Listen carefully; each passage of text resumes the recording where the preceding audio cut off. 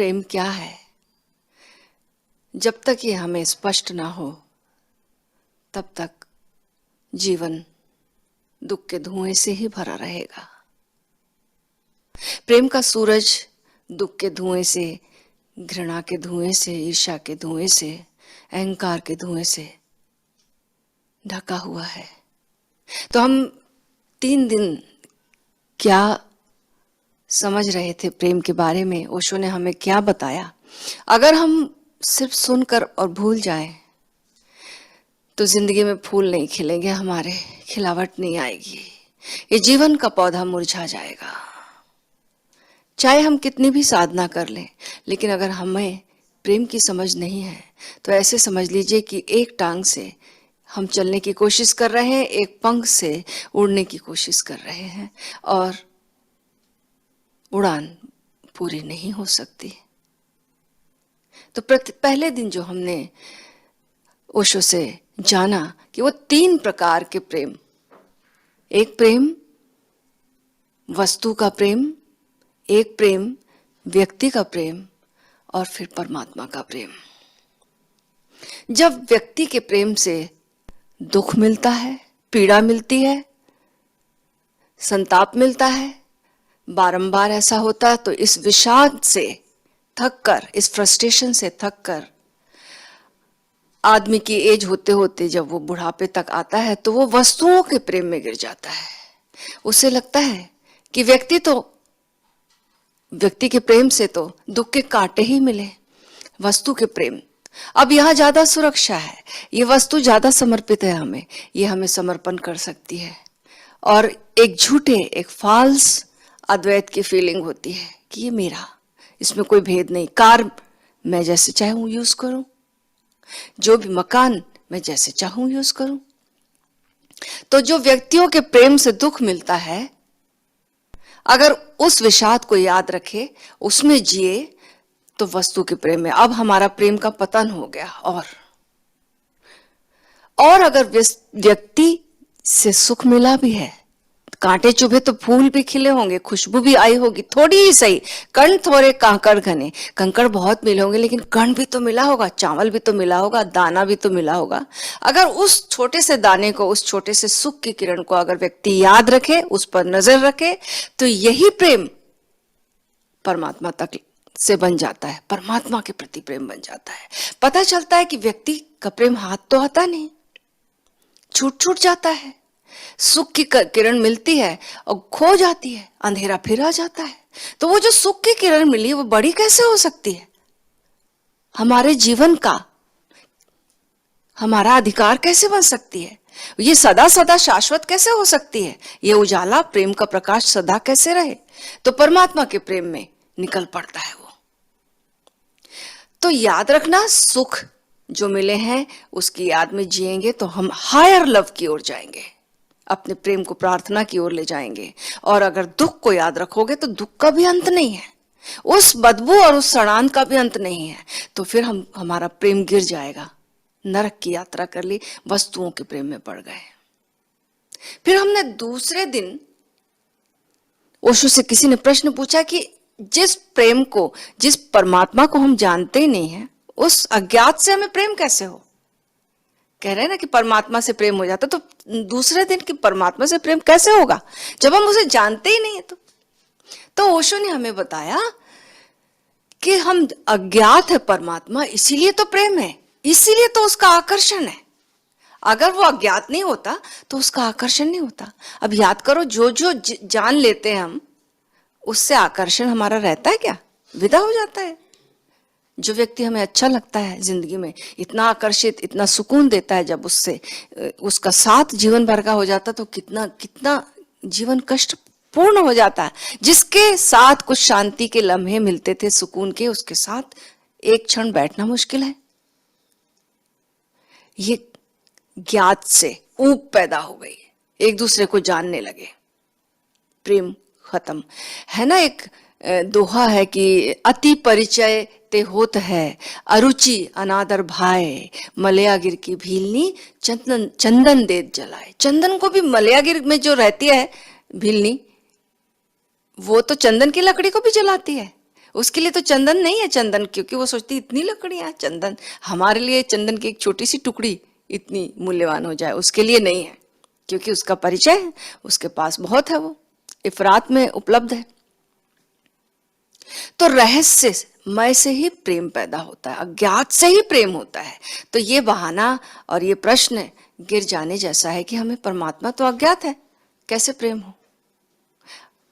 इस दुनिया में सब कुछ अज्ञात है, दुनिया में बच्चा आता तो सब कुछ अज्ञात है, लेकिन वो जब खोजता है तो उससे सब कुछ प्राप्त होता है। भोजन पहला पहला दूध उसे प्राप्त होता है।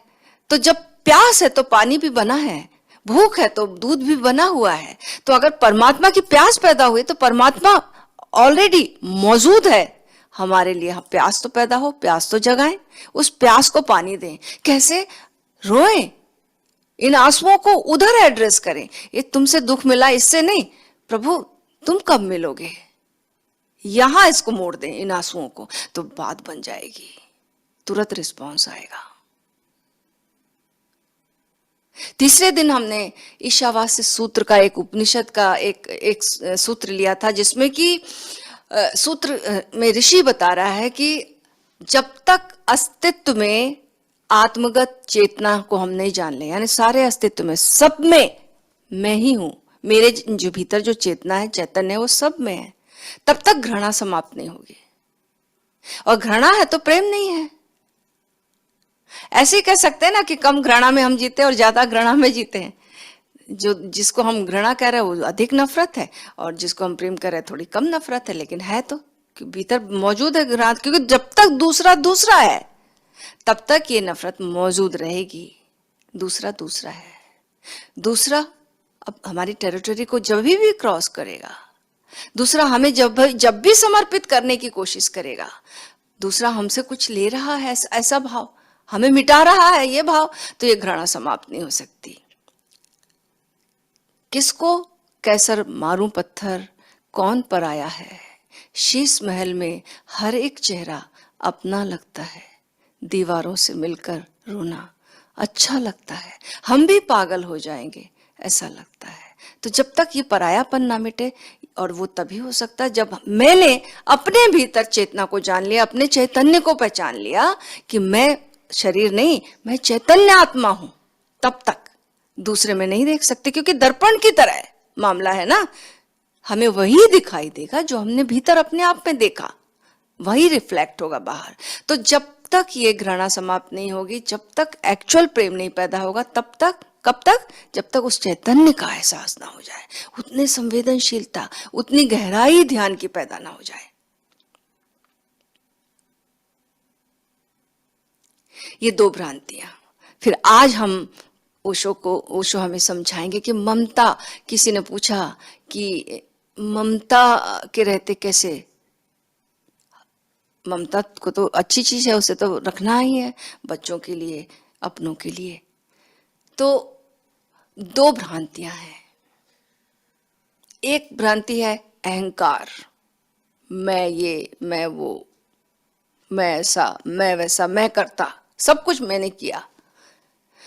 और दूसरा है ममता, ये मेरा है, इस व्यक्ति को मैं प्रेम करती हूं, ये मेरा है, ये मकान मेरा है, ये कोट मेरा है, कुछ मेरा हो सकता है, जब वस्तु तक नहीं मेरी हो सकती है। ये ममता प्रेम का फॉल्स रूप है। जब वस्तुएं मेरी नहीं हो सकती हैं, कोई और ले सकता है, आज मैंने यूज करी, कल मैं नहीं रहूंगी, कोई और यूज करेगा, हो सकता मैं किसी और को दे सकती हूँ, या कोई और छीन ले मेरा मकान कोई और छीन ले। ऐसा होता है दुनिया में। हम जिसको मान के 20 साल रहते हैं वो कोई छीन लेता है आकर, और नहीं छीनता तो मृत्यु हो जाती है। तो मेरा कैसे हो सकता है? मृत्यु छीन लेगी। और जिस मकान को एक सास अपना मान के रहती है, फिर बहू आती है, बहू कहती वो मेरा है, फिर बहू की बहू आ गई, वो कहती मेरा है, वही है किसका? क्या वस्तु भी जब मेरी नहीं हो सकती, ये पेड़ पौधे तुम्हारे कैसे हो सकते, मेरे कैसे हो सकते हैं? हाँ, हम उपयोग कर सकते हैं, लेकिन मेरे नहीं हो सकते। इस भ्रांति में जब तक हम जिएंगे, हम प्रेम से दूर रहेंगे, प्रेम हमारे हाथ नहीं आएगा। तो याद रखना, जब मोह व्यक्तियों के प्रति होगा तो इसका नाम क्या हो गया? मोह। और जब वस्तुओं से जो मेरापन होगा उसका नाम हो गया परिग्रह। बीच में दोनों के लोभ है ना, तो जब लोभ होगा तो ये व्यक्तियों के लिए जाएगा तो मोह बन जाएगा, मेरा, सदा सदा मेरा, किसी कोई और के सामने जाए ही ना। और व्यक्ति जब वस्तु, ये मेरी वस्तु, कितना लोग संभालते हैं, कोई हिसाब नहीं है, लोग इतना वस्तुओं को संभालते हैं। व्यक्ति टूट फूट जाए लेकिन वस्तु खराब नहीं होनी चाहिए। एक कप टूट जाता है तो जो कप साफ करने वाला, उसको कितना लोग डांटते हैं, कितनी बेइज्जत करते हैं। उसके दिल को नहीं समझा। ये चीनी मिट्टी का कप इतना इंपॉर्टेंट हो गया कि ये बेमेल हो गया तुम्हारा पूरा डिनर सेट। इसके लिए क्या क्या कर बैठता आदमी गुस्सा। और उस व्यक्ति जो कि जीवित है, जिसका दिल तुमने तोड़ दिया, वो कभी नहीं दिखता। हम कितने बेहोशी में जीते हैं जब हम वस्तुओं के प्रेम में पड़ जाते हैं, और ऐसे ही व्यक्तियों के प्रेम में जब पड़ जाते हैं, हम उसी व्यक्ति को कितना दुखाते हैं। जैसे कप तोड़ते हैं ऐसे उसका दिल तोड़ देते हैं, मेरा मेरा कह के, बांध बांध के, हर तरफ से मेरे हिसाब से चीजें हों, सिर्फ मेरे अकॉर्डिंगली व्यक्ति हो, क्योंकि हम तुमको प्रेम करते हैं इसलिए। तो याद रखना, बंधन जो है ये दो तरफा होता है। हम किसी को जब बांधेंगे तो हम भी बंध गए, हम किसी को मुक्त करेंगे तो हम भी मुक्त हो गए। हम किसी को यंत्र बनाएंगे, अगर वो यंत्र बन गया तो फिर प्रेम नहीं बचेगा। वो जो अच्छा लग रहा है, वो जो आकर्षण, वो नहीं बचेगा, बिल्कुल खत्म हो जाएगा। एक पत्थर से किसी को प्रेम होता है क्या? नहीं होता। तो दूसरा अगर यंत्र बन गया तो पत्थर हो गया, हमारे अकॉर्डिंगली सब कुछ समर्पित कर दिया, बिल्कुल दाएं बाएं ऊपर नीचे जैसा हम कह रहे वैसा हो रहा, तो यंत्र बन गया। और नहीं बना तो फिर पूरे समय संघर्ष जारी है। ये संघर्ष निरंतर जारी है और पूरे जीवन एक संघर्ष की कहानी बन जाएगी। तो यंत्र बन गया व्यक्ति तो नीरस हो गया मामला, कोई रस नहीं बचा जीवन में। और नहीं बना तो फिर लड़ते रहो। हमने किसी को बांधा, हम बंधे, हमने मुक्ति दी, हम मुक्त हुए। ये दोहरी बात है। हम जो देते हैं वह हमें मिलता है। फरीद से किसी ने पूछा कि एक उनके शिष्य जा रहे थे और साथ में एक व्यक्ति जो है ना गाय लेकर जा रहा था, बड़ा बांधा हुआ लेके जा रहा था। तो फरीद ने अपने शिष्यों से पूछा, अच्छा बताओ आप लोग ये बताओ कि किसने किसको बांधा है, गाय ने व्यक्ति को बांधा है या इस व्यक्ति ने गाय को बांधा है? तो शिष्य बड़े उसमें बढ़ गए, इसमें कौन सी बड़ी बात है, कौन सा बड़ा उत्तर? दिख रहा है कि व्यक्ति ने गाय को बांधा है, पर रस्सी उसके हाथ में है, वो बांध कर ले जा रहा है। फरीद ने कहा ठीक है। फरीद गया और उस रस्सी को छुड़ा दिया और गाय जो है भागी दौड़ लगा के।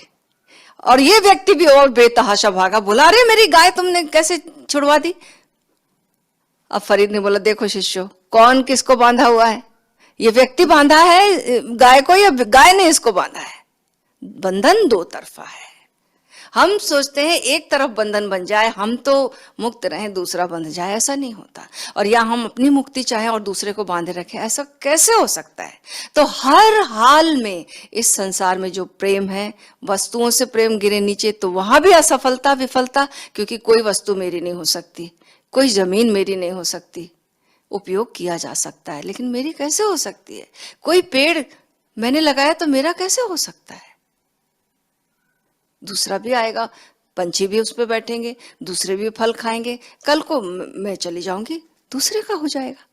तो उसका भी भ्रम था, मेरा भी भ्रम होगा।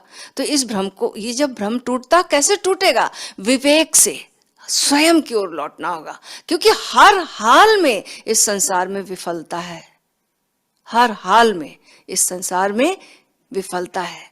दो बातें हैं, देखो, एक बात है कि अहंकार में हम जीने लगे, एक बात है कि मेरेपन में, ममता में जीने लगे। और हर हाल में दोनों में पाएंगे कि हम प्रेम से चूक गए और विफल हो गए, हमारा प्रेम टूट गया, दूर दूर रह गए हम सब। जो मिल सकता था वो प्रेम का खजाना नहीं मिला। स्वयं की ओर लौटना होगा। एक नदी है, वो भागी जा रही है, खूब यात्रा कर रही है, सागर की ओर जाना है, बड़ी आकांक्षा है सागर से मिलन की, उस विराट के साथ एक होने की बड़ा प्रेम है, भागी जा रही है, रात दिन भागी जा रही है। एक दिन क्या होता है कि मरुस्थल में आकर वो देखती है कि अरे मेरी यात्रा ही नहीं हो रही, मेरा पानी सूख सूख जा रहा, पूरी रेत जो थी मरुस्थल की पानी को पीने लगी, आगे बढ़ ही नहीं पा रही है। तो नदी बहुत ताकत लगाई, बोली मैंने इतने बड़े बड़े पहाड़ों को तोड़ा है, इतनी बड़ी बड़ी चीजों को पछाड़ा है, और मैं अपने रास्ते में किसी को नहीं आने दिया, मेरे मिलन के रास्ते में कौन बाधा बन सकता है। लेकिन अब यहां असफल हो गई। रोने लगी, फिर कई दिन के बाद कहने लगी, गिड़गिड़ाने लगी, अरे ये क्या हो गया। तो रेत को दया आ गई, रेत को दया आ गई। उसने कहा मरुस्थल के रेत ने कि देखो ऐसा करो कि बहुत सारी नदियां आई हैं, ऐसे फंसी हैं, लेकिन मैंने उनको बताया और वो मान गई। उन्होंने, मैंने कहा कि तुम हवाओं पे सवार हो जाओ, हवा तुम्हें ले जाएगी सागर तक। वो बोली हवा पे कैसे मैं अपने आप को छोड़ दूं, मैं तो मरी जाऊंगी, और जब मैं मर गई, मैं रही नहीं तो फिर मिलन का क्या फायदा, मैं तो रहते हुए मिलना चाहती हूं, मैं नहीं अपने आप को छोड़ सकती। तो बस वो फंसी और उसी संघर्ष में पूरी जिंदगी गुजार रही है। लेकिन नदी इतनी बेवकूफ नहीं होती, नदी छोड़ देती है अपने आप को, नदी हवाओं के हवाले छोड़ देती है, समर्पित हो जाती है, हवाएं भाप बनाकर उसे ले जाती हैं सागर तक। ऐसे ही हमारे अहंकार को गलाना होगा, छोड़ना होगा, वाष्पीकृत करना होगा। ये इश्क नहीं है आसा, इतना तो समझ लीजिए एक आग का दरिया है और डूब के जाना है, इसके अलावा यात्रा ही नहीं है प्रेम की। तो यही प्रेम फिर प्रभु का द्वार बन जाता है, प्रभु हो जाता है। Love is God. तो जब मैं जीऊंगी तो ये नदी की कहानी बन जाएगी, जब मेरेपन में जीऊंगी तो एक और घटना याद आती कि एक अंधा है और एक ठंडी जगह पर वो विश्राम कर रहा है, रात हो गई है और फिर निकलता है घूमने के लिए। तो उसके हाथ में, उसको ऐसा लगता है कि मैं गिरने वाला हूं, तो हाथ में एक चीज आ जाती है, वो सोचता अरे इतनी सुंदर लकड़ी, अंधा है, लकड़ी हाथ में आ गई। एक्चुअल लकड़ी नहीं है, वो सांप था जो ठंड में अकड़ गया था, और ये पकड़ा हुआ बोला कितनी चिकनी लकड़ी मिल गई मुझे, वाह क्या लकड़ी मिली, अब इससे यात्रा करूंगा। तो दूसरा आदमी जो वहां से जा रहा था उसने चिल्लाया, बोला अरे तुम क्या पकड़े हो, देखो इसको, तुम्हें काट देगा, ये सांप है। तो अंधा बोला देखा कितना ईर्ष्या करता है ये, मेरी इतनी चमकदार इतनी सुंदर लकड़ी को कहता है सांप, मुझे डरा रहा है, धमका रहा है ताकि मेरी लाठी छीन ले। बुद्ध पुरुष हमें बोलते हैं कि तुम जो पकड़े हो जहर है, ये जो मेरापन, ये ममता, ये जहर है। तो हमें लगता, जो भी समझाता लगता है देखो इसको ईर्ष्या है हमारे प्रेम से, हमारा प्रेम नहीं देखा जाता, इसलिए हमें समझ में नहीं आती बात। और जीवन में हम जो खोज रहे हैं, हमारी आत्मा जिस चीज के लिए जिस खोज में है, हम उससे वंचित रह जाते हैं। ना हमें घर में प्रेम मिलता है, ना हम अपनों को प्रेम दे पाते हैं, ना दूसरे हमें प्रेम दे पाते हैं। ये मैं और मेरापन, ये पजेसिवनेस, ये सब कुछ बीच में आ जाती है और सब कुछ विषाक्त हो जाता है। बॉडी बड़ी अजनबी लगती है, बड़ी अजनबी लगती है उसको दुनिया, जब भी इंसान जन्म लेकर आता, बड़ी अजनबी लगती है उसको दुनिया जब भी इंसान जन्म लेकर आता है। एक बच्चे को कितनी अजनबी लगती सब कुछ, लेकिन उम्र भर बनाता है दुनिया से रिश्ते, और मगर आखिरी दम सभी छूट जाता है, बनते नहीं है।